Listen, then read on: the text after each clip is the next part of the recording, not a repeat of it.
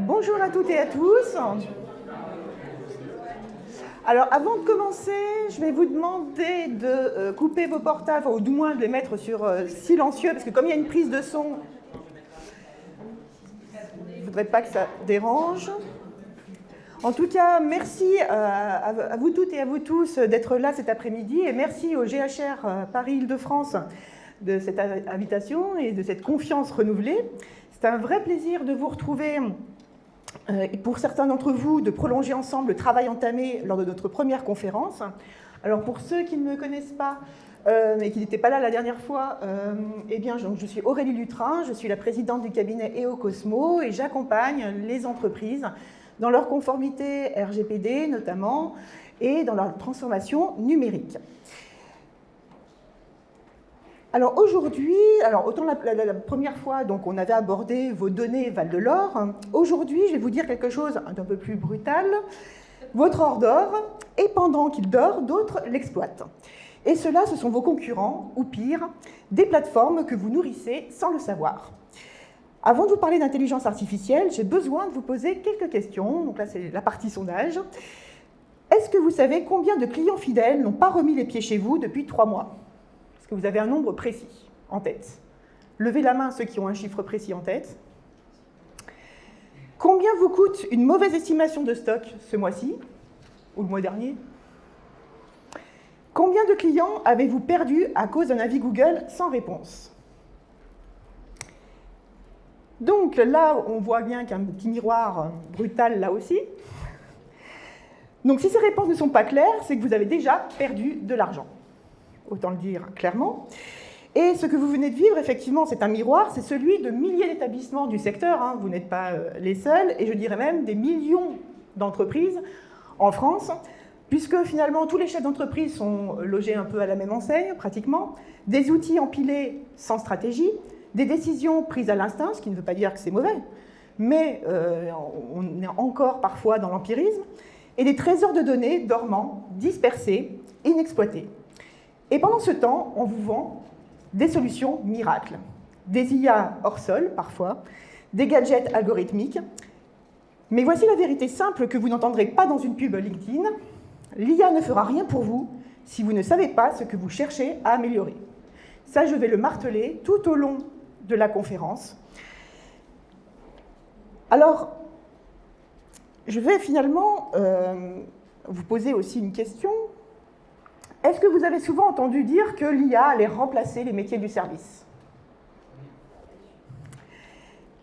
Alors, à cette grande affirmation, j'ai envie de dire, c'est à la fois faux et il y a peut-être un fond de vérité, mais c'est surtout que l'IA ne remplacera jamais le sourire d'un serveur, ni l'instinct d'un chef, ni la chaleur d'un accueil, mais elle remplacera ceux qui travaillent à l'aveugle. Et là, je vais vous donner toute une série de chiffres pour vraiment que vous preniez conscience parfois de l'avantage de recourir à une intelligence artificielle. Un établissement qui exploite bien ses données peut augmenter son chiffre d'affaires de plus 7 à plus 15% sans changer sa carte ni son personnel. Une simple IA de gestion de stock peut réduire vos pertes de 10 à 25%. Et un avis client négatif, là je reviens à la question précédente, un avis client négatif non géré peut vous faire perdre jusqu'à 30 clients potentiels. Donc le vrai sujet, ce n'est pas l'IA, le vrai sujet, c'est ce que vous savez. C'est ce que vous mesurez, c'est ce que vous décidez, et c'est ce que vous maîtrisez. L'IA ne sert à rien sans données fiables, bien structurées, bien exploitées. Elle ne sert à rien si vous n'avez pas d'objectif clair, et elle ne sert à rien si elle devient un outil de plus dans une maison mal construite. Donc aujourd'hui, on ne va pas parler gadgets, donc vraiment, ne vous attendez pas à avoir une liste, un catalogue de solutions. Aujourd'hui, c'est vraiment délivrer une méthode pour bien choisir les IA. Quand vous allez dans des salons, quand vous allez finalement rencontrer des prestataires, c'est avoir la méthodologie pour bien choisir votre IA.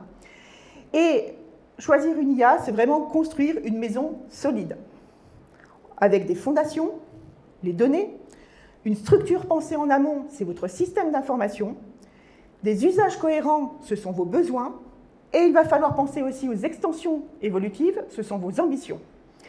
Et ça, c'est à votre portée, il n'y a pas besoin d'être ingénieur pour ça. Donc, commençons à comprendre ce que vous pouvez vraiment faire chez vous, maintenant, sans exploser vos budgets. Le but, c'est vraiment, la condition, c'est vraiment de remettre la donnée au cœur du jeu. Donc, durant cette conférence, 4 temps, avec les 2 premiers, on va se concentrer sur comment utiliser l'IA pour optimiser votre rentabilité. Comment utiliser l'IA pour, là, ça va être augmenter votre chiffre d'affaires, donc attirer de nouveaux clients, les fidéliser. Et ensuite, une fois que vous avez bien défini vos besoins, vous avez bien identifié vos problématiques, c'est comment on fait pour choisir une bonne IA devant ce flot d'offres, cette jungle, j'ai envie de dire. Parfois, on trouve de multiples solutions. Comment choisir une bonne IA? Et surtout, ensuite, concrètement, une fois qu'on a choisi l'IA, comment on fait pour l'implémenter dans notre établissement? Comment passer à l'action dans les établissements? Donc, passons à cette première partie, ce que l'IA peut faire pour votre rentabilité. Quelques principes. Avant de définir vos besoins, vraiment, il faut avoir à l'esprit que l'IA bien utilisée ne doit pas remplacer le cerveau. Si vous pensez choisir une IA en disant « c'est très bien, il s'occupe de tout, je ne m'occupe de plus rien », c'est le meilleur moyen de rater, je dirais, la transformation numérique. Une IA, c'est comme tout outil, il faut la contrôler, il faut comprendre comment ça fonctionne. Et surtout, l'IA n'est pas là pour remplacer votre intuition. Donc, je dirais même une IA bien utilisée, parce que si vous n'utilisez pas votre cerveau, d'autres vont l'utiliser et ce seront vos prestataires. Donc, confier les clés de votre établissement à des prestataires, ce n'est pas forcément ce qu'il y a de mieux pour augmenter la rentabilité d'un établissement. Une IA, ce n'est pas de la magie. Alors, parfois, effectivement, c'est exceptionnel quand on voit le résultat, mais c'est de la mécanique. Donc, quand on comprend comment fonctionne une IA, c'est mathématique, il y a une logique, on comprend exactement comment ça fonctionne, alors même si, effectivement, il y a une certaine complexité et que parfois même les ingénieurs sont un peu ébahis face à certains résultats, mais néanmoins, on doit comprendre globalement comment ça fonctionne.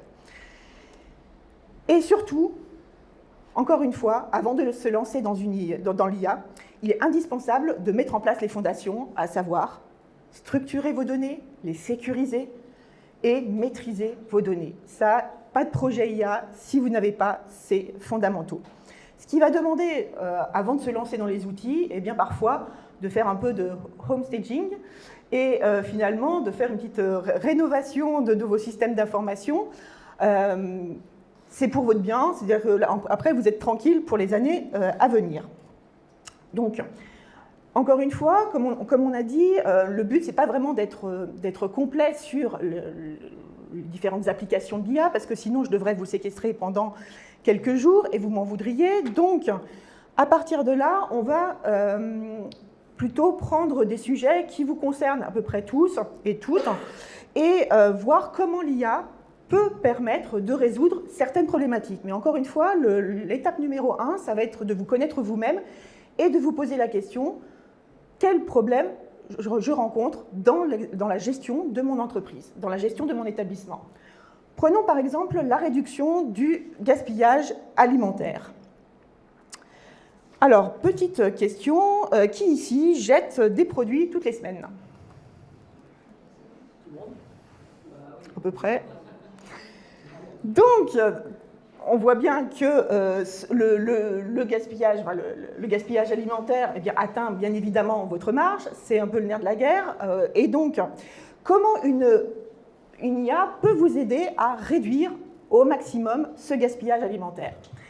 Eh bien, une IA peut d'abord analyser, se baser sur vos ventes passées. C'est pour ça qu'elle va pouvoir se connecter à des logiciels de caisse, de réservation et scanner un peu les habitudes de vos clients. La première étape, première question que vous allez devoir poser à vos prestataires, donc à vos fournisseurs de logiciels de caisse, est-ce que votre logiciel s'ouvre et permet de connecter une intelligence artificielle? Est-ce que vous fournissez des connecteurs? Parce que si votre prestataire vous dit « non, c'est que mon logiciel est complètement fermé », et fonctionne en vase clos, c'est fini. Vous ne pouvez pas utiliser d'intelligence artificielle, ou ça va être très compliqué. Et donc aujourd'hui, même quand vous sélectionnez d'autres technologies, eh bien, il va falloir poser la question à vos prestataires, vos logiciels sont-ils ouverts? Fournissez-vous des connecteurs, ce qu'on appelle des API. Fournissez-vous des API, à quelles conditions financières? Bref, ce sont des questions systématiques qu'il va falloir poser dorénavant et qui vont vous permettre de sélectionner ou pas le prestataire. Ensuite, donc, l'intelligence artificielle analyse vos historiques de vente. Elle peut les croiser avec d'autres facteurs influents, parce que c'est ça qui est intéressant, c'est exploiter vos données, mais les croiser avec des données extérieures qui vont influencer le comportement du client. Donc ça va être la météo, bien évidemment, les jours fériés, les vacances, mais aussi les événements locaux. Et ça, ces données sont accessibles gratuitement, c'est ce qu'on appelle de l'open data, vous pouvez facilement accéder à ces données. Et le croisement de ces données va faire qu'à un moment donné, l'intelligence artificielle peut prédire, vous faire des projections et vous donner une tendance en matière d'occupation ou en matière de fréquentation. Et ensuite, faire des alertes, des recommandations automatiques. On a un restaurant, le Gourmet Parisien, qui finalement a testé la solution IA avec la solution Impulse. Et dès 3 mois, ils ont eu moins 20% de gaspillage alimentaire, moins 15% de temps passé sur les commandes et une meilleure cohérence entre la cuisine et la salle. Donc on voit bien qu'une IA bien conçue, bien utilisée, a un impact, je dirais, rapide. Le ROI est rapide et on peut mesurer l'efficacité ainsi de l'IA. Autre exemple, l'optimisation des plannings. Ce jeu de Tetris, parfois d'une complexité ardue, où on a finalement plusieurs paramètres. Souvent, parfois, on le fait avec certains logiciels, parfois de manière plus artisanale, en prenant en compte les contrats de travail, les compétences, les indisponibilités. Alors, idéalement, les préférences des uns et des autres. Enfin, déjà, quand on a les 3, contrats de travail, compétences et indisponibilité, c'est déjà bien. Et alors qu'une IA peut finalement empiler les critères. C'est-à-dire que ce qu'un cerveau humain, ça devient de plus en plus complexe d'avoir finalement une multitude de critères, l'IA a cette capacité de calcul qui va permettre de compiler les critères. Donc là, on a le premier bloc. Ensuite, on va avoir le deuxième bloc, c'est-à-dire l'historique des fréquentations, les données météo, les événements, les objectifs du manager, puisque là, on est un peu en lien avec ce qu'on a vu tout à l'heure, la projection, c'est-à-dire qu'en fonction de la fréquentation prévue, qui je mets et combien d'équipes je mais, et l'IA va pouvoir vous proposer un planning équilibré. Là, encore une fois, ça va être une première proposition, à vous d'affiner. Là, encore une fois, il ne faut pas tout déléguer non plus à l'IA, il va falloir aussi contrôler, mais ça va vous permettre de gagner du temps, parce que je pense que chacun d'entre vous, vous passez un temps certain dans l'élaboration des plannings, qui est quand même un peu compliqué et un peu le nerf de la guerre. Donc, l'IA va permettre de faciliter et ainsi de visualiser et de valider automatiquement plus facilement la gestion des ressources humaines. Et là, on a un hôtel, c'est l'hôtel Bellevue, 38 chambres, qui a utilisé un module d'IA dans le domaine et qui a pu finalement diminuer de 15% le turnover au sein de ses équipes, qui a gagné 25% de temps chaque semaine. Donc ça, c'était pour le manager RH, c'est-à-dire qu'il y a quand même une diminution du temps passé à faire les plannings, ce qui n'est pas non plus, en termes de plus-value, ce qui est vraiment intéressant à faire. Et 20% de satisfaction salariée. Donc là aussi, ça peut être aussi un moyen de fidéliser, j'ai envie de dire, les ressources humaines, quand on sait toute la difficulté que vous avez dans le secteur à recruter. Ça peut être aussi un plus pour fidéliser les ressources humaines. L'anticipation de la saisonnalité et l'adaptation des moyens, là aussi, qui s'est retrouvé débordé un week-end par surprise, parce qu'il y a eu finalement un afflux particulier. Ça concerne peut-être un peu plus, je pense, les restaurateurs. Mais on a finalement, ce qui peut aussi impacter les hôteliers, ce sont les éléments suivants. C'est-à-dire que l'IA va analyser tout l'historique de votre activité. Ça veut dire le chiffre d'affaires du mois, par année. Vous avez donc les taux d'occupation, le RevPAR pour les hôteliers. L'ajout, pareil, de données contextuelles avec les prévisions météo, les vacances scolaires, les événements locaux, de la même manière que précédemment. Et ensuite, eh bien, vous avez une projection de fréquentation pour avoir, là aussi, anticipé les pics de fréquentation et voir ensuite les procédures internes à dérouler avec des conseils opérationnels que l'IA peut donner. Et à ce propos, petite aparté sur, alors pour les hôteliers concernant le yield management. Typiquement, là, donc, ce sont des IA qu'on va donc vous proposer en fonction des pics de fréquentation, là aussi, donc avec une analyse du marché. On va vous proposer des tarifs idéaux pour vous permettre de vendre au bon prix et d'avoir un taux d'occupation maximal. Quand vous choisissez un logiciel de yield management, là aussi, il va falloir poser des questions. C'est-à-dire, quelles données ils utilisent? Parce que ça va être les données de leurs clients, très bien. Ils utilisent des données de leurs clients, mais ensuite, l'autre question, c'est est-ce que vous êtes sûr que vous n'allez pas privilégier un hôtel par rapport à un autre? Quelle est la règle applicable? Comment vous la contrôlez, cette IA? Parce que aujourd'hui, si on vous dit simplement, vous inquiétez pas, vous allez avoir les bons tarifs et vous allez vendre au bon prix, oui, vous allez vendre au bon prix, mais ça se trouve, vous pourriez vendre à un prix plus élevé et donc moins dégrader la marge. Donc il faut vraiment s'assurer que les logiciels que vous prenez fonctionnent de manière à la fois conforme bien évidemment à la réglementation, mais respectent le secret des affaires et surtout ne privilégiez pas de manière volontaire ou involontaire, parce que parfois c'est aussi l'IA qui peut créer des biais, ne privilégiez pas certains hôteliers ou certains clients par rapport à d'autres. Donc, l'IA, oui, peut vous aider, mais encore faut-il vous poser aussi les bonnes questions et creuser et avoir les informations auprès de vos prestataires. Ensuite, on a l'automatisation des tâches répétitives et chronophages. Là aussi, l'IA, c'est idéal pour tout ce qui n'a aucune plus-value intellectuelle. Ce soit l'envoi automatique, le remplir des formulaires URSSAF, remplir des formulaires divers et variés. L'IA est en capacité effectivement de le faire. Donc là aussi, ça va être d'identifier chez vous ce qui vous prend du temps, ce qui n'a aucune plus-value intellectuelle, et ce que la technologie pourrait faire et que vous pourriez simplement contrôler. Et enfin, cinquième point sur lequel l'IA peut être très efficiente, c'est la logistique. Le nerf de la guerre, là aussi, en termes de livraison, c'est lié à la gestion, à votre politique achat et la gestion des stocks. Et pour ce faire, nous allons accueillir Léo Fouchard, Managing Director de Califray.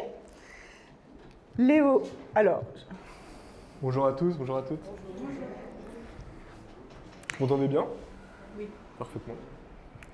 Alors Léo, donc bonjour, merci en tout cas de venir pour nous éclairer sur l'usage de l'IA dans votre secteur, la logistique.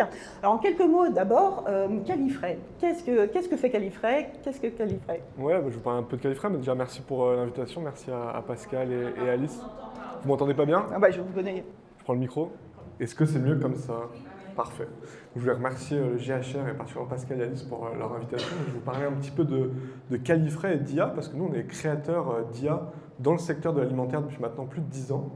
Et Califray, c'est une entreprise qui a été créée il y a 10 ans, justement, à Rungis, avec une vision qui est assez simple, qui est de décarboner tous les flux logistiques alimentaires. Et donc ça, on le fait de plusieurs manières, et on le fait d'une manière qui, je pense, va vous intéresser particulièrement, c'est qu'on est... nous-mêmes grossistes alimentaires, c'est-à-dire qu'on a lancé une plateforme qui s'appelle rungismarket.com où on digitalise et on opérationnalise la plateforme officielle du marché de Rungis.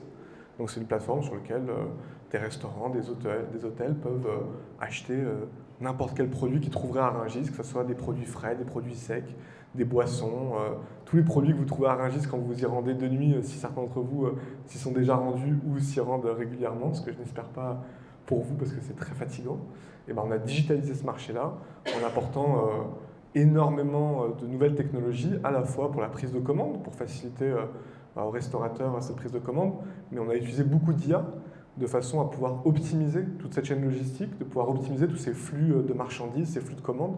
Donc je vais pouvoir vous partager un petit peu notre expérience sur l'IA, parce que c'est vrai que c'est quelque chose sur lequel on est... Il y a beaucoup de startups qui disent qu'ils font de l'IA. Chez Califray, on en fait vraiment. On a un fondateur qui s'appelle Simon Bussy, qui a un doctorat en intelligence artificielle, qui a lancé Califray avec une vraie ADN technologique. Et on a surtout créé un laboratoire de recherche avec la Sorbonne. Et ce laboratoire de recherche, il encadre des doctorants qui font des mathématiques. On parlait de l'IA, que c'était de la mécanique. Effectivement, derrière l'IA et derrière la sauce un petit peu magique, derrière, il y a des formules mathématiques qui sont extrêmement complexes. Et donc, on encadre des personnes qui font, qu'on appelle des thésards, qui font leur thèse, leur doctorat sur l'intelligence artificielle. Et donc, on est créateur d'intelligence artificielle liée au monde de l'alimentaire. Et alors, comment faites-vous gagner du temps et de l'argent aux professionnels du secteur HCR? Ouais, alors chez nous, l'IA, elle est assez spéciale parce qu'elle est invisible pour nos clients. C'est-à-dire que, contrairement aux IA très familières que vous connaissez, comme ChatGPT ou d'autres, l'IA, elle est utilisée, ce qu'on appelle dans le back-office, de façon à optimiser énormément de flux. Et donc, cette optimisation-là, elle permet à la fois effectivement de gagner du temps et de gagner de l'argent sur plusieurs aspects. Le premier, c'est qu'aujourd'hui, sur notre plateforme, qui regroupe énormément de grossistes du marché de Rungis, on vient mutualiser des flux. C'est-à-dire que précédemment, vous aviez peut-être un grossiste en viande, un grossiste en marée, un grossiste en fruits et légumes, et potentiellement sur toutes les autres familles de produits. Et donc vous aviez autant de livraisons, de factures, de commandes à faire que vous aviez de grossistes. Avec cette mutualisation-là, vous allez rassembler tous vos produits, toutes vos commandes au sein d'une seule livraison. Et donc c'est énormément de temps qui est gagné parce que vous n'avez qu'une livraison à réceptionner, qu'une facture à contrôler, vous n'avez qu'une commande à faire, vous avez un seul interlocuteur qui vous accompagne. Et tout ça, ça fait gagner énormément de temps. On a fait plusieurs sondages avec des restaurateurs en Ile-de-France et en moyenne, il y a plus de 7 partenaires grossistes qui accompagnent un restaurant lambda à Paris. Et donc, on a remarqué qu'en passant par rungismarket.com, ça passait généralement de 7 à 3, parce que des fois, on avait des relations avec certains fournisseurs que les restaurateurs voulaient garder. Et donc, on pouvait réduire le temps passé à cette gestion-là. Donc ça, c'est la partie gain de temps. Et il y a une partie financière aussi. C'est-à-dire qu'en optimisant les livraisons, en optimisant la mutualisation de ces livraisons-là, vous allez gagner de l'argent parce que les frais de livraison que vous payez ou les francos qui étaient assez élevés, ils vont être beaucoup moins élevés. Et c'est peut-être un cas d'usage dont on peut parler. Aujourd'hui, nous, on utilise l'intelligence artificielle pour optimiser les tournées de nos camions. C'est-à-dire que tous les matins, on a des dizaines de camions qui partent de Rungis pour livrer toute l'Île-de-France. Précédemment, il y a quelques années, on avait quelqu'un qui était en charge de dire à chaque livreur, tu vas aller sur ce secteur-là, tu vas aller sur ce secteur-là. C'est une optimisation qui était faite manuellement. Et on a lancé un algorithme qui permet d'optimiser les tournées grâce à l'IA. Et donc, nos clients restaurateurs font leur commande jusqu'à 23h59. Et à minuit, l'algorithme nous dit voici le plan de tournée des 10, 20, 30 camions qui partent le lendemain matin. Et ce plan de tournée, il est optimisé pour à la fois faire gagner du temps aux camions, donc avoir moins de retard, donc une meilleure qualité de service, mais aussi faire gagner de l'argent. Parce qu'en faisant moins de kilomètres, en parcourant moins de kilomètres, c'est moins de temps de chauffeur à payer, moins de carburant. Et donc ça, c'est des économies qui sont reflétées sur la facture finale de nos clients. Et donc on remarque qu'on a des coûts qui sont entre 5 et 15% moins chers que si vous passez par multiples grossistes. Et ça, c'est grâce à la mutualisation et grâce aux différentes optimisations qu'on met en place. Et si on ouvre un peu le capot, à partir de quelles données votre IA fonctionne exactement? Est-ce que vous pouvez un peu expliquer Alors, c'est assez similaire à ce que vous décriviez plus tôt, c'est-à-dire qu'il y a à la fois ce qu'on appelle des données internes et des données externes. Donc nous, nos IA, elles vont travailler sur plusieurs domaines. Je parlais de l'optimisation des tournées, mais on a aussi des algorithmes qui vont aller optimiser les stocks. C'est-à-dire que nous, on a un stock, ça s'appelle un stock tampon, qui est là pour assurer une qualité de service, être sûr que les produits ne soient pas en rupture. Et ce stock, il faut pouvoir l'optimiser. Un peu comme la problématique d'un restaurant, d'un hôtel qui fait du gaspillage quand les DLC arrivent à expiration.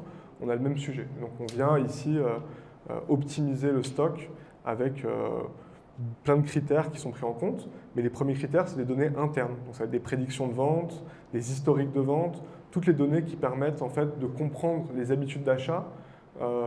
Et ces données, elles sont couplées à des données externes. La météo, les jours fériés, les calendriers des vacances scolaires, tout ça, c'est des choses qui affectent énormément notre activité.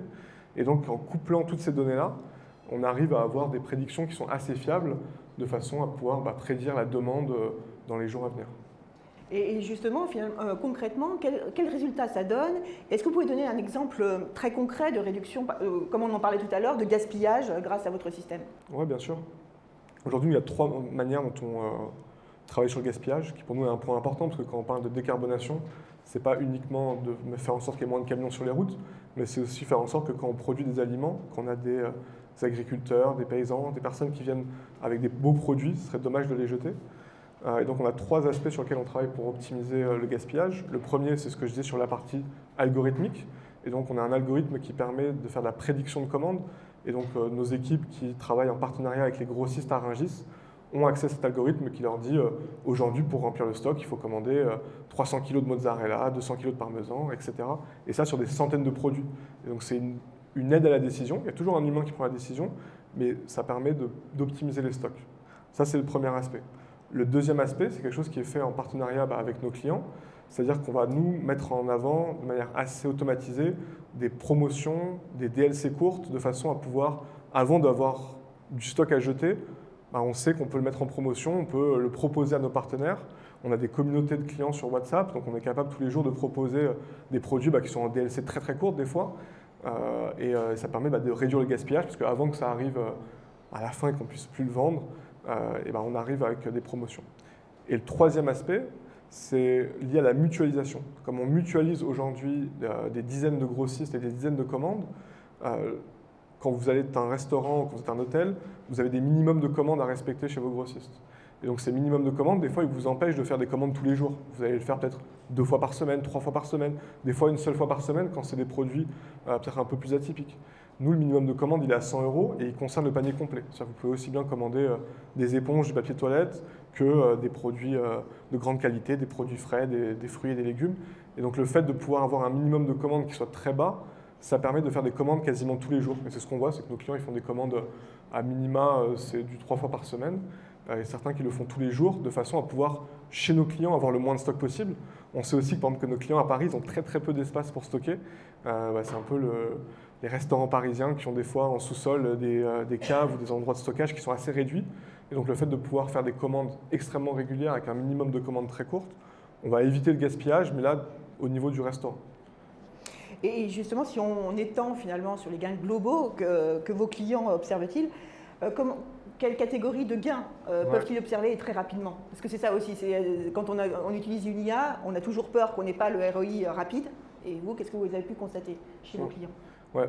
Nous, encore une fois, c'est sympathique parce que notre IA elle est invisible. Et donc, il n'y a pas forcément cette phase de ce qu'on appelle d'onboarding qui va prendre du temps parce qu'on doit aller récolter vos données, se connecter à vos systèmes. L'IA, elle est à tous les niveaux de la chaîne logistique pour les commandes de stock, l'optimisation des tournées. Et donc, ce n'est pas quelque chose sur lequel nos clients ont besoin d'être moteurs pour la mettre en place. C'est quelque chose qui est déjà mis en place. Et donc, dès le premier jour, le premier gain, c'est un gain de temps. Parce qu'avoir moins de commandes à passer, avoir des livraisons qui sont à l'heure, avec le moins de produits manquants possible, parce que toute cette qualité de service, elle est optimisée par l'IA, ça permet de gagner énormément de temps, qui je pense est un élément qui est extrêmement important quand on a une activité comme la vôtre. C'est-à-dire qu'on a généralement plein de choses à faire, on doit gérer des équipes, gérer des approvisionnements, gérer des clients. Et donc si on peut passer un petit peu moins de temps sur gérer les approvisionnements parce qu'on sait qu'on a une source qui est fiable, qui offre des produits de qualité, ça permet de gagner du temps. Et après, dans une certaine mesure, il y a aussi un gain économique, parce que le fait de mutualiser les commandes avec des frais de livraison en moins, des francos moins élevés, à la fin du mois, c'est une facture un petit peu moins importante. Donc nous, ce qu'on promet, ce qu'on essaye de promettre au quotidien, c'est des réductions entre 5 et 10% des factures d'approvisionnement. Et donc là-dessus, on a une équipe qui accompagne les restaurants au quotidien pour trouver le grossiste, le partenaire qui sera capable de proposer le meilleur produit au meilleur prix, parce que le prix est important. Et on peut toujours faire moins cher, mais il y a aussi une question de qualité dans la nourriture qu'on achète et dans les produits frais qui est extrêmement importante et auquel on fait attention. Et finalement, au regard de ce que vous dites, on a l'impression que recourir à une IA telle que la vôtre, ça peut être relativement simple. Parce que généralement, la crainte qu'ont les professionnels, c'est de se dire oui, moi je ne suis pas assez gros pour recourir à une IA ou je ne suis pas assez technophile pour recourir à une IA. Qu'est-ce que vous leur dites à ces chefs d'entreprise? Ouais, alors, je pense qu'il y a plusieurs types d'IA. Effectivement, nous, la manière dont on le fait, c'est avec de l'IA, entre guillemets, ce que j'appelle invisible, c'est-à-dire qu'il n'y a pas forcément besoin d'être technophile. À partir du moment où on sait utiliser un smartphone et qu'on a déjà fait ses courses sur Amazon, on est tout à fait capable d'utiliser rungismarket.com. Par contre, c'est vrai que pour d'autres types d'IA, il y a besoin d'avoir des compétences en données, en gestion de données, pour comprendre comment les outils peuvent s'intégrer. On parlait d'outils de gestion de caisse. Donc, je pense qu'il y a plusieurs approches. La première, c'est de se faire accompagner. Il y a des personnes qui sont des spécialistes de ça, qui sont capables d'accompagner des restaurants, des hôtels dans leur mise en place. C'est un format un peu de consultant. Ça, je pense que c'est pertinent quand vous avez un budget, une ambition qui est extrêmement forte et que vous voulez aller vite, de se faire accompagner par des experts, je pense que c'est extrêmement important. Après, il y a aussi des outils, vous en parliez, Impulse et même ChatGPT, qui est très utile pour plein de choses, qui sont peut-être plus accessibles.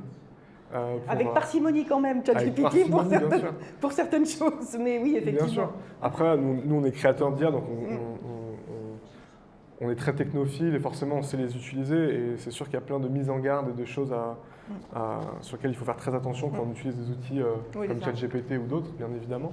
Mais je pense qu'il faut simplement se lancer, commencer petit, avec un projet qui est assez simple, assez délimité, de façon à définir un département. Ça peut être le département, la personne en charge du marketing, ça peut être la personne en charge des approvisionnements. Je pense que sur plein d'aspects, on peut aujourd'hui utiliser l'IA. Mais je dirais soit se faire accompagner, soit commencer petit, soit utiliser des solutions comme rangismarket.com qui utilisent l'IA de manière invisible, parce que ça veut dire que vous êtes utilisateur d'IA sans en avoir les contraintes qui sont nécessaires à la mise en place d'outils qui peuvent des fois être très complexes. Très bien. Merci Léo. Est-ce que vous avez des questions concernant cette première partie ou des questions à Léo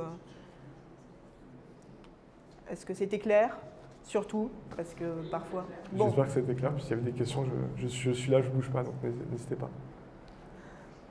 Merci. Donc, merci. Bon, on va peut-être vous diffuser le Ah oui, on vous a mis une petite vidéo, ça dure 1 minute, c'était un peu pour montrer de manière assez visuelle le marché de Rungis et ce qu'on fait aujourd'hui à Rungis.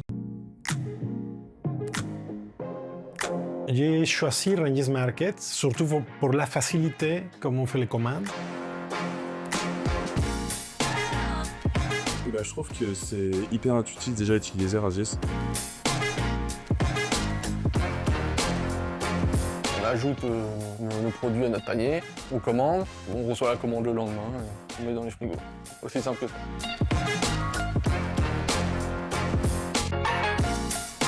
Je qualifierais Rungis Market d'efficace, de complet et d'intuitif. J'ai jamais eu le stress de dire est-ce que la livraison va vraiment arriver le lendemain et ni sur la qualité des produits. Donc c'est vrai que ça c'est juste parfait pour commander. Merci Pascal. Merci beaucoup. Donc maintenant, rentrons dans la partie 2 sur l'IA pour fidéliser et séduire vos clients.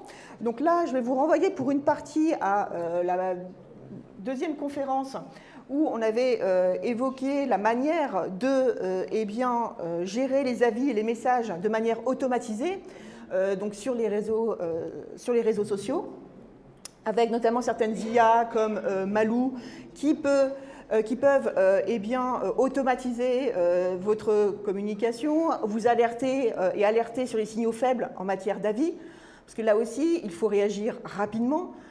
Comme on a vu, un avis négatif peut vite vous faire perdre des clients. Donc l'IA peut vous permettre de gagner en réactivité parce que vous n'avez pas le temps de passer votre vie sur les réseaux sociaux et vous pouvez largement laisser passer un avis négatif qui peut vous impacter et qui peut impacter votre chiffre d'affaires. L'IA peut aussi vous permettre de personnaliser le service. Aujourd'hui, quand on parle de personnalisation de service, on se dit ça va être une usine à gaz. Si je dois faire une procédure pour chaque client, je n'ai pas les moyens de le faire, ni les équipes.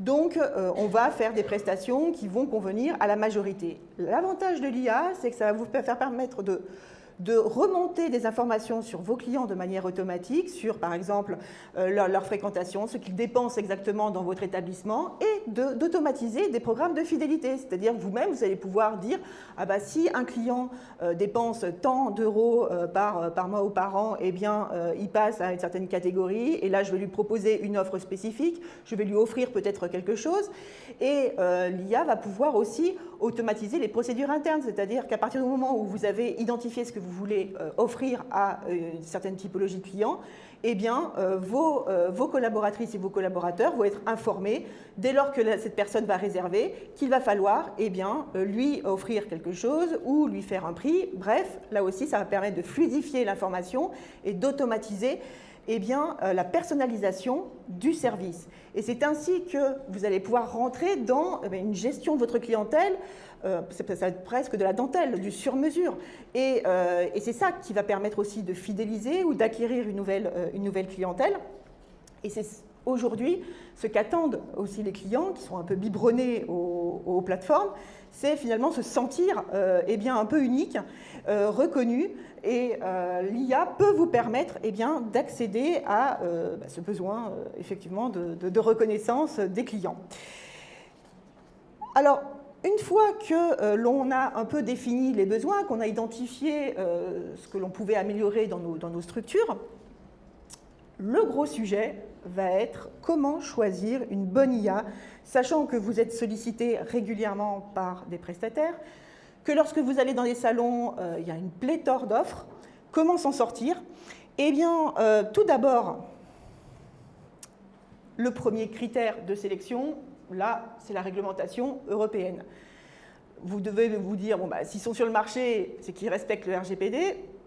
Pas tout le temps. Pas tout le temps, donc il va falloir contrôler. Même si vous le disent en disant si on respecte le RGPD, quand on creuse un peu, c'est du à peu près. Donc là aussi, il va falloir eh bien, que vous-même, vous effectuiez le contrôle de toute la chaîne, parce que à partir du moment où vous prenez un prestataire, vous êtes un peu responsable de toute la chaîne. C'est-à-dire qu'il va falloir que tout le monde respecte les mêmes règles du jeu. Et surtout qu'on a quand même... alors sachez qu'il y a une petite jurisprudence intéressante qui est tombée, donc de la Cour d'appel de Bordeaux, qui, eh bien, à partir du moment où un prestataire ne respecte pas le RGPD, vous pouvez demander la résolution du contrat. En l'occurrence, c'était finalement une entreprise qui a fait appel à une société qui devait donc faire le site internet de l'entreprise. Cette société n'avait pas respecté les politiques de confidentialité, les politiques de cookies. Malgré une mise en demeure, eh bien, le juge a estimé que l'entreprise pouvait demander la résolution du contrat. Donc, ce qui veut dire le contrat prend fin, mais vous pouvez demander le remboursement de tout ce que vous avez versé au prestataire. Dans certains cas, ça peut faire mal. Donc, encore une fois, le respect du RGPD, c'est primordial. Et on va le voir dans quelques instants avec Albine Vincent de la CNIL, qui nous fait aussi l'honneur d'être présente aujourd'hui. Et deuxième sujet, ça va être là aussi la souveraineté.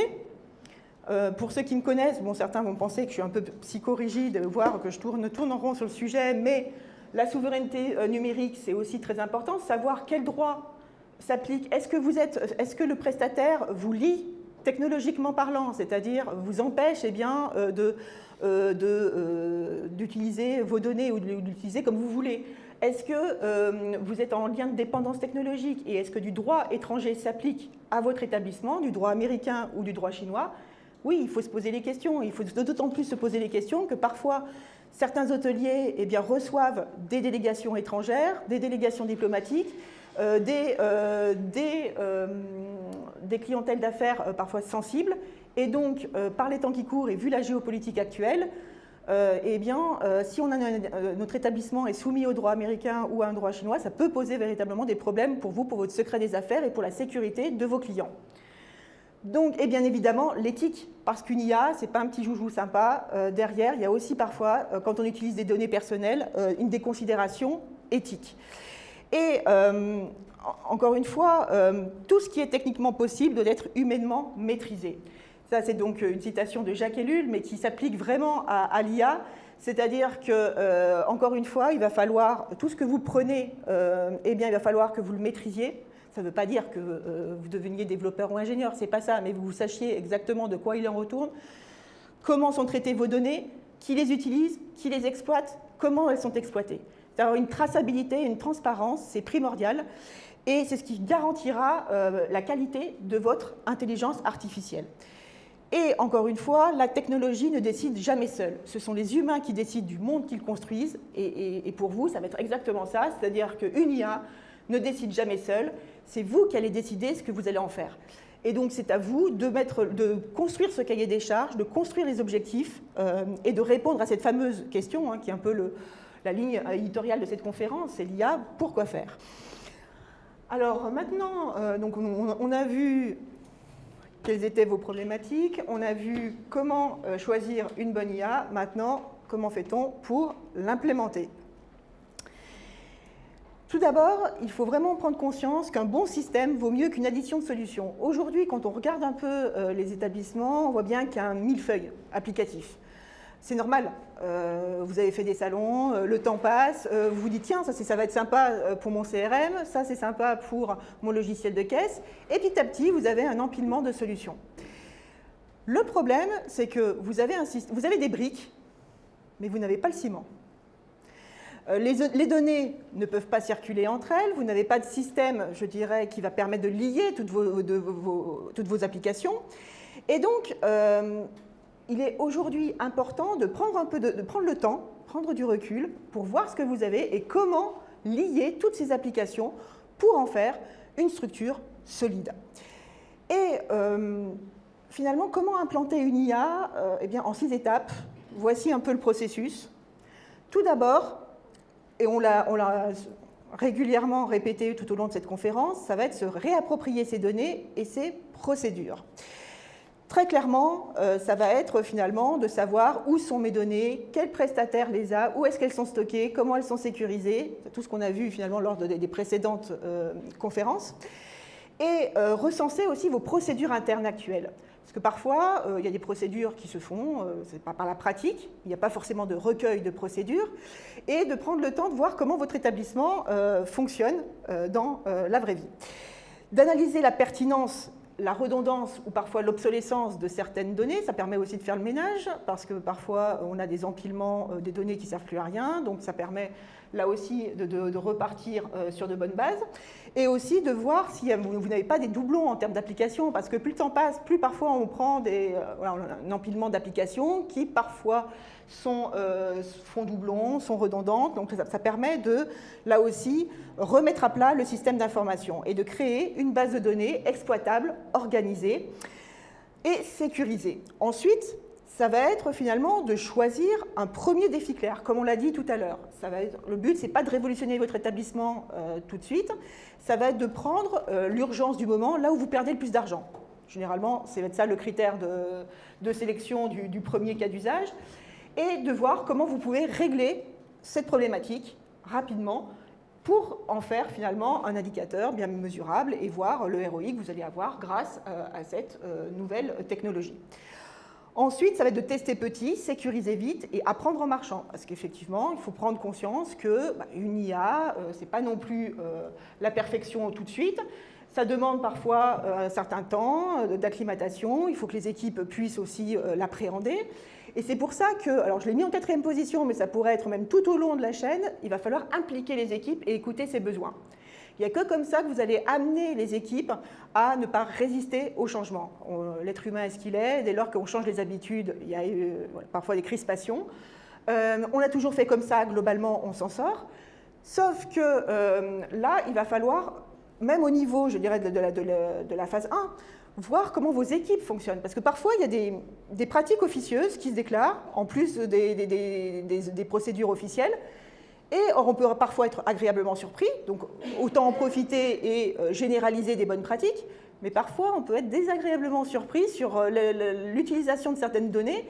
Je prends souvent cet exemple, mais qui est quand même assez représentatif. J'ai eu donc un client où ses équipes commerciales transmettaient des données personnelles via un groupe WhatsApp, parce que le logiciel qui permettait de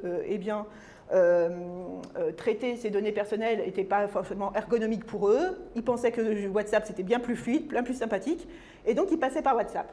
Gros danger en matière d'exploitation des données personnelles. Donc le but c'était quoi? Ça veut dire, le but c'est pas forcément, c'est déjà de remettre à niveau les équipes et de les former, mais ça veut dire aussi, c'est un signal faible. Ça veut dire que le logiciel n'était pas adapté. Donc il va falloir choisir le bon logiciel qui convient bien aux équipes et qui convient bien à leurs besoins. Donc c'est vraiment primordial de les inclure dès le début dans les projets de transformation pour voir ce qu'ils souhaitent dans l'idéal et les inclure dans le choix des technologies. Parce que ça évitera bon nombre de résistances et ça évitera aussi les pratiques parallèles et les résistances de fond qui peuvent être dangereuses pour votre établissement et pour vos clients. Et bien sûr, ça va être de mobiliser intelligemment les aides sans perdre votre indépendance. Donc là aussi, vous n'êtes pas seul, puisque vous avez tout un système de financement, que ce soit par le FEDER, que ce soit par différents organismes. Alors là aussi, parfois, il faut vraiment faire le tri parmi les aides. Ah, pardon. Ah, le FEDER. Alors le FEDER, c'est une aide européenne. C'est une aide européenne donc, qui est portée par la région, parce que finalement, c'est la région qui va centraliser toutes les demandes et qui va ainsi sélectionner les dossiers qui sont éligibles à cette subvention. Donc il y a différents blocs, donc différents types de projets qui sont éligibles. En ce moment, le FEDER finance, donc l'Europe finance énormément les projets de transformation numérique qui font appel à de l'intelligence artificielle.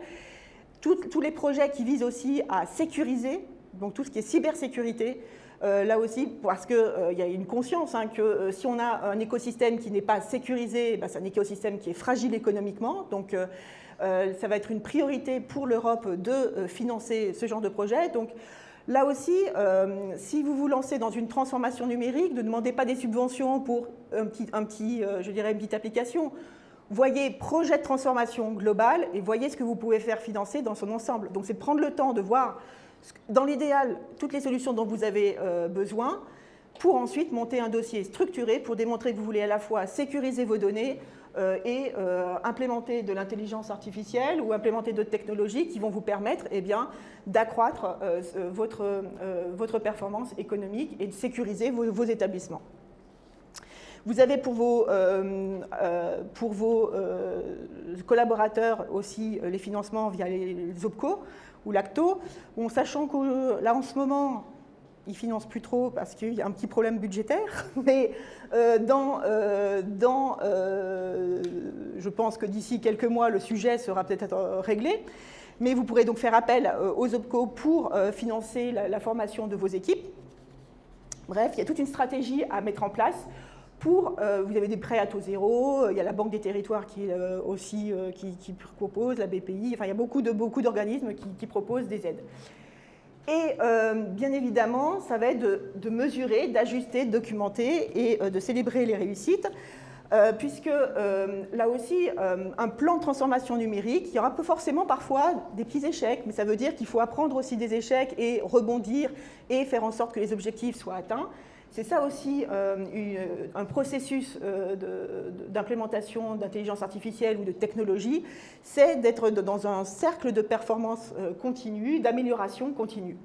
Et pour vous montrer concrètement ce que ça peut donner, eh bien nous allons appeler Alice Belfer, donc je remercie de témoigner. Donc vous allez vous dire que je ne présente plus.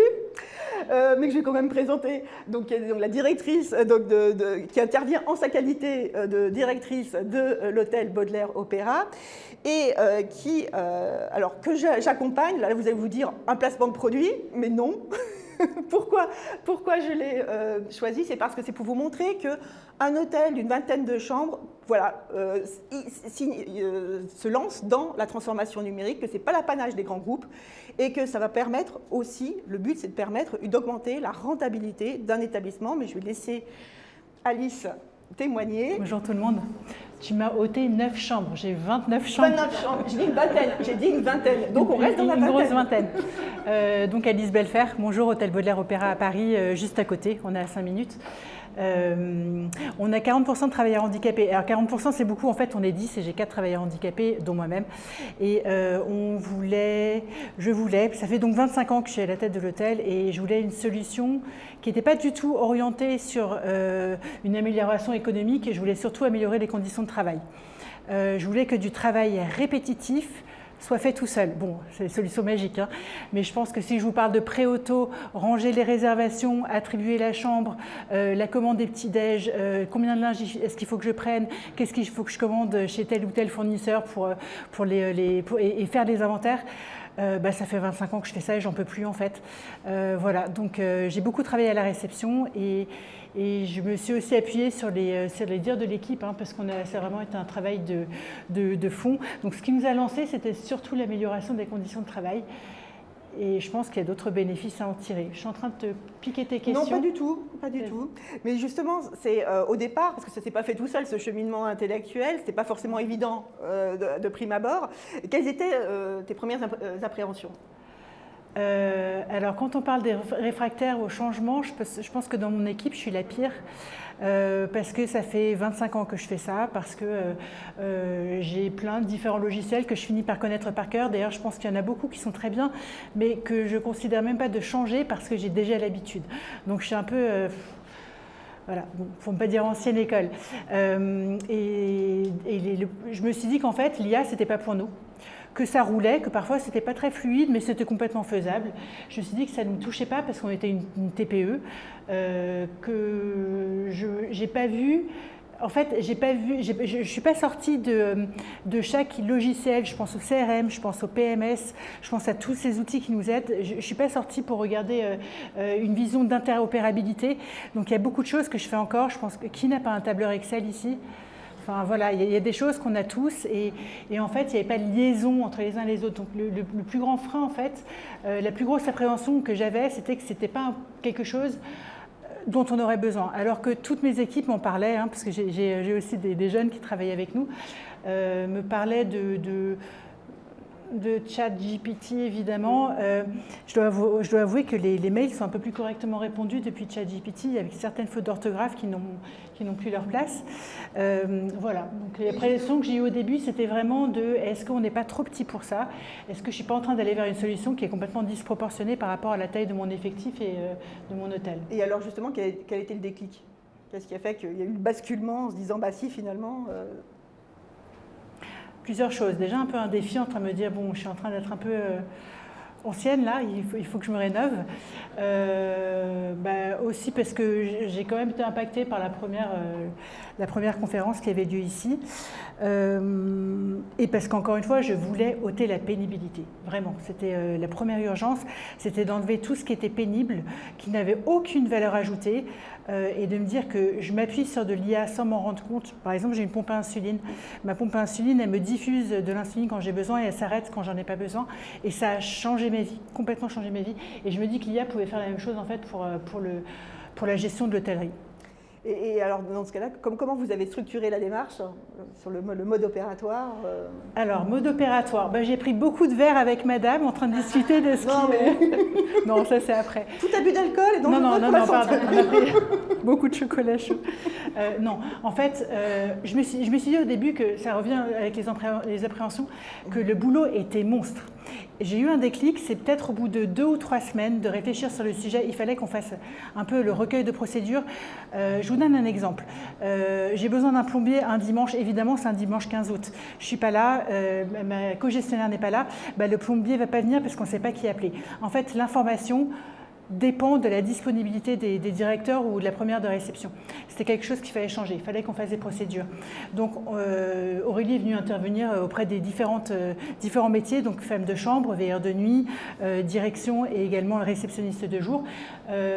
En anonymat, moi j'étais pas là, je dirais chacun, je voulais que les gens puissent vraiment parler librement. Ils ont été sympas ou pas, ça va ? Et voilà, donc en fait, ça s'est fait comme ça. Donc on a vu quels étaient les besoins de toutes les différents travailleurs de l'hôtel. Et on a établi des process. Alors, ce qui peut paraître un peu long, mais c'est absolument nécessaire. Et le déclic que j'ai eu, c'est qu'avant, je me disais, tiens, j'ai ce PMS-là, voilà ce que je peux faire. Et ça m'a pris, enfin tu me diras, mais peut-être 2 ou 3 semaines où je me suis dit, mais en fait, je suis en train de réfléchir selon les outils que j'ai. Moi, j'arrête pas avec la notion de handicap de dire que c'est le métier qui s'adapte à la personne et pas la personne qui s'adapte au métier. Et c'était très dur parce que j'ai passé très longtemps à m'adapter aux différents logiciels qui existaient au lieu de me dire, dans un monde idéal, qu'est-ce que je veux ? Et là, j'ai eu le déclic. Et je vous donne un exemple, c'est que là, il y a quelques semaines, j'ai eu mes réceptionnistes qui m'a dit, mais en fait, tu sais que notre machine à café, on a une super Jura, elle est connectée Wi-Fi, ça pourrait directement aller sur le PMS et facturer les cafés. Bon, il se trouve que je les offre, les cafés, donc on ne va pas le faire. Mais en fait, tout est interopérable. Sauf quand vous avez des logiciels qui ne sont pas interopérables. Et ça, c'est une véritable difficulté que je rencontre. Et également des solutions, et on en parlait avec Albine, qui ne sont pas RGPD compliant. Donc ça, c'est encore un problème. Mais voilà, donc ça vous permet d'arriver avec... Enfin voilà, c'est une grosse révolution. Oui, parce que ça a été déstabilisant au départ. Ça a été parce super que- déstabilisant parce que je me suis rendu compte de tout ce qui n'allait pas. Mais qui fonctionne bien aussi, qui fonctionne très bien. Et on a commencé petit, et puis petit à petit, parce que ça fait, ça fait un petit moment qu'on travaille dessus, on regarde petit à petit les choses qu'on veut changer. Et on peut y aller lentement, on peut y aller à son rythme, on peut décider de ne pas tout faire d'un coup. Je pense que ce serait très très ambitieux de tout faire d'un coup. Et voilà, mais on revoit un cahier des charges maintenant pour les prestataires. Mais c'est ça, et c'est vrai qu'au début, je me rappelle la première chose que tu m'as dit, là je suis un peu perdue parce que c'est vrai que je m'attendais à voir tout de suite les technologies. Ouais, bon. Mais ça, c'est aussi, aujourd'hui, mais t'es pas la seule, hein, c'est très courant. Quand on se lance dans une transformation numérique, dans un premier temps, on trouve que le temps justement d'étude de vos besoins, de rédaction des cahiers des charges, des procédures idéales, ça prend du temps. Oui, c'est ce qui va vous permettre de garantir que votre choix sera excellent et qu'ensuite, ça sera rapide. Tandis que si vous prenez d'emblée, vous commencez par la technologie, et ben voilà, ou voir, on recommence tout et on redéfait, on redétricote tout pour retricoter. Donc là, effectivement, et surtout, c'est éviter de se mettre des cadres supplémentaires. C'est-à-dire que souvent, on se dit « Non, mais c'est pas possible de faire ça, j'aimerais ça, mais c'est pas possible. » Non, ne pensez pas à ce qui est possible, pas possible. Aujourd'hui, en l'état de la technologie, j'ai envie de dire, tout est possible. C'est ce qui a vraiment été le plus dur en fait, c'était de faire sauter les limites des logiciels actuels. C'était de vraiment imaginer un monde parfait. C'est ça. Et on est en train de le faire là, Ouais, le monde parfait. Donc c'est possible, mais vraiment effectivement bien instruire les données dès le début. En fait, mon but, je vous donne une image, tu me diras si c'est possible, c'est que j'ai les réceptionnistes qui se tournent les pouces à la réception, qui ne s'occupent que des clients, et au moment où j'ai une réservation qui arrive et qui rentre en contrainte avec une autre réservation, que la seule chose qu'ils aient à choisir, c'est au fait, j'ai que 4 chambres sur cours, j'ai 5 clients qui veulent des chambres sur cours, lequel est-ce que je défavorise ou lequel est-ce que je favorise. Je voudrais vraiment amener compter sur l'IA, pas pour décider, mais uniquement, d'ailleurs si décider, mais avec des instructions que j'ai déjà au préalable instruites avec toute la data disponible qui respecte le RGPD. Voilà. Donc l'idée, c'est vraiment de laisser à la machine faire ce que la machine peut faire mieux que nous et plus efficacement, on a moins de temps et d'une manière moins pénible. En gros, c'est ça. Donc, sont concentrés sur les clients et aussi le travail avec les étages. En fait, là, on est en train de voir avec Aurélie que toutes les catégories de travailleurs à l'hôtel sont favorisées avec ces histoires de IA. Je vous donne un exemple, nous on est en train de créer une histoire de crédit, par exemple, j'ai des personnes qui sont en situation de handicap, certaines ont des difficultés aux épaules, donc ont du mal à lever les bras, d'autres adorent faire le ménage, les coins, certaines veulent arriver le matin, certains veulent arriver l'après-midi. Tout ça, il suffit de nourrir, le logiciel, enfin l'IA, pour que le meilleur planning arrive en accord avec le droit du travail. Je suis au prud'homme, donc c'est quelque chose qui m'importe. En accord avec les RGPD, encore une fois. Bon, bref, vous avez compris, il faut que j'arrête avec ça, hein, je vais arrêter. Voilà, donc l'idée, c'est vraiment de déléguer les choses qui sont pénibles à faire. Et sans vous parler de la direction, parce que je pense que le travail de direction va être vachement plus facile. J'ai prévu des vacances aux Bahamas pour une année, là. Je crois que c'est... Non, je blague, mais en tout cas, les factures, les envois à l'INSEE, toute la compta, la TVA, les machins, je veux arrêter ça, en fait. Enfin, les choses qui sont intellectuellement inintéressantes. Voilà. Et alors, finalement, pour conclure, que dirais-tu à un dirigeant du secteur HCR qui hésite à se lancer ? N'hésitez pas déjà, enfin vraiment, venez me voir. Moi je suis à côté du syndicat hôtelier, je suis rue Sainte-Anne, donc ça me ferait vraiment plaisir de vous accueillir. Pas encore, hein, parce qu'on est en train de le faire, donc venez. Ou quoique non, c'est une bonne idée de venir avant et après. Oui. Ouais, vous allez voir, il y a beaucoup des tableurs Excel et des papiers.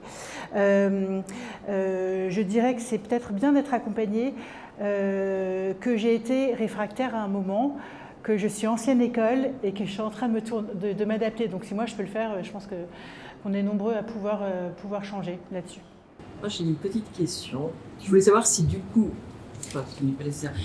Est-ce que du coup le modèle que vous êtes en train de mettre en place, toutes les deux, là, sur un hôtel qui compte une petite trentaine de chambres, est-ce qu'il est reproductible et déployable sur d'autres adhérents qui sont à peu près dans la même gamme de nombre? Ouais. Non, mais tout à fait. En fait, en même temps, ça va être ce qu'on appelle la scalabilité, donc on va pouvoir répliquer ce qu'on est en train de faire sur d'autres hôtels, mais aussi l'intérêt, c'est de faire du sur-mesure. C'est-à-dire parce qu'il n'y a pas un hôtel qui fonctionne véritablement de la même manière. Donc, c'est ça tout l'intérêt. Aujourd'hui, c'est de passer du produit sur étagère à un système d'information qui vous ressemble. Et c'est ça le gros enjeu. Parce qu'aujourd'hui, vous avez tous un système d'information sur étagère et c'est à vous de vous adapter à ce système d'information. Et c'est pour ça qu'il y a des frictions, c'est pour ça que ça bloque, parce que ça crée des frictions, une charge mentale. Et là, effectivement, on passe au sur-mesure. Oui, du sur-mesure, mais à la fois, ça constitue un progrès. Ah oui, oui. D'avoir bien sûr. Non, mais il y a un socle commun, de toute façon. Et puis ça fait aller plus vite. Exactement. Entre guillemets, plus souvent. Exactement. On n'a pas tous les mêmes outils. Hein, donc, la méthode est la méthode est délicate, sans problème, mais après, on est quand même obligé d'adapter. Bien sûr. Ouais, tout à fait. Tout à fait. Mais après, je dirais qu'il y a effectivement, de toute façon, la méthode, c'est la méthode applicable de toute façon systématiquement. Enfin, après, d'autres, vous préconisons peut-être d'autres méthodes, mais moi, de tout ce que j'ai vu dans tous les gros projets IA, c'est vraiment, si vous suivez ça, vous êtes à peu près tranquille, vous ne ratez rien en termes de méthode, et vous êtes à peu près sûr de choisir de bons prestataires. Et après, bien sûr, il y aura forcément des socles communs, je dirais des fonctionnalités qui se retrouvent, hein, ça c'est sûr. Je vais juste, dans le choix des prestataires, vraiment, je vous invite à regarder les API, vraiment, de prendre quelque chose d'ouvert. Moi, c'est une grosse difficulté qu'on a en ce moment, c'est qu'il y a beaucoup d'API qui sont fermées. Et un prix payant et parfois même payant et qui ne fonctionne pas. Oui, alors, manque de fiabilité. Je ne citerai pas. Donc voilà. Donc là il y a des non sincèrement je ne citerai pas. Oui, on fera. Enfin en tout cas bon. Voilà donc ça c'est pour moi c'est devenu un nouveau critère de choix avec RGPD, vraiment la vérification que c'est complètement... Oui, parce que là, c'est pas forcément systématique. On vous dit à chaque fois, vous inquiétez pas, c'est compatible RGPD. Bah, c'est peut-être là qu'il faut commencer à s'inquiéter. Parce que quand vous regardez, il y a toujours quelque chose qui manque. Donc, donc, le but, c'est vraiment de mettre au pas aussi toute la chaîne. Et j'en ai un troisième, c'est à cause d'Aurélie, hein, la gouvernance française. Entièrement d'accord. Donc voilà. Mais en fait, qui est-on, nous, hôteliers, pour dire à une boîte de tech comment je contrôle que la boîte de tech, elle a son RGPD qui est correct? Alors là, ça va être déjà l'étape 1, très facile, et ça va être le premier critère. Vous allez sur le site internet du prestataire, vous cliquez politique, mention légale ou politique de confidentialité.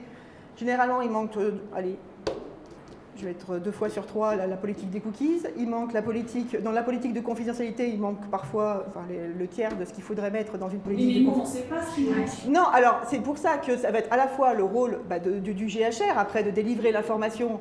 C'est pour ça qu'on dit... Ah mais oui, mais si je suis désolée. Et puis après, il y a aussi l'accompagnement, c'est-à-dire en fonction de la taille de vos structures.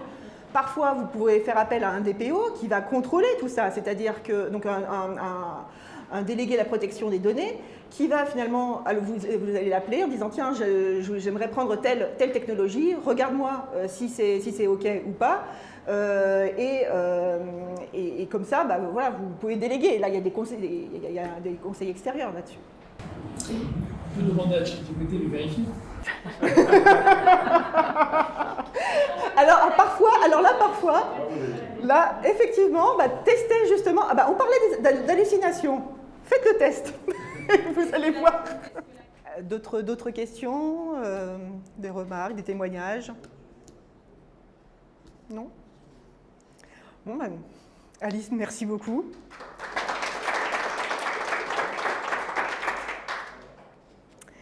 Alors ce que vous avez vu aujourd'hui, ce ne sont pas justement des promesses de consultants, ce sont des leviers concrets pour reprendre le pouvoir sur vos données, votre temps et votre performance. Donc l'intelligence artificielle, j'espère que vous l'avez bien compris, ce n'est ni un danger ni une baguette magique, c'est un révélateur de vos choix. Et là, on va citer Henri Bergson, un peu de philosophie. L'avenir n'est pas ce qui va arriver, mais ce que nous allons en faire. Et c'est exactement ça avec l'IA. L'IA, c'est un révélateur de vos choix. Si vous ne décidez pas comment vous l'utilisez, d'autres le feront à votre place. Et si vous en revanche, si vous la maîtrisez, elle peut devenir votre allié, vraiment la plus puissante, pour protéger votre indépendance, augmenter votre attractivité et pour bâtir un modèle plus stable, plus humain et plus rentable. Vous n'avez pas besoin d'être un expert, vous avez besoin d'une vision et surtout d'une méthode. Et j'espère que cette méthode, on a pu vous la délivrer, que vous avez pu ressortir avec finalement un certain cadre. J'espère que vous avez pu ressortir de cette conférence avec des idées un peu plus claires en termes de plan d'action. Et je peux vous donner rendez-vous pour notre dernière étape, les 10 commandements de l'IA, au mois d'octobre. Un concentré donc là de stratégie, de bon sens et de puissance opérationnelle pour faire de vous non pas des consommateurs d'outils, mais des acteurs souverains de votre performance. Et avec le GHR Paris Île-de-France, nous sommes là pour vous accompagner, pour vous orienter et pour vous aider à bâtir non pas juste un établissement rentable, mais un établissement qui dure, qui attire et qui inspire. Et si vous doutez encore, souvenez-vous de ceci, ce n'est pas la technologie qui remplacera les humains, ce sont les humains qui sauront s'en servir intelligemment qui feront la différence. Merci beaucoup.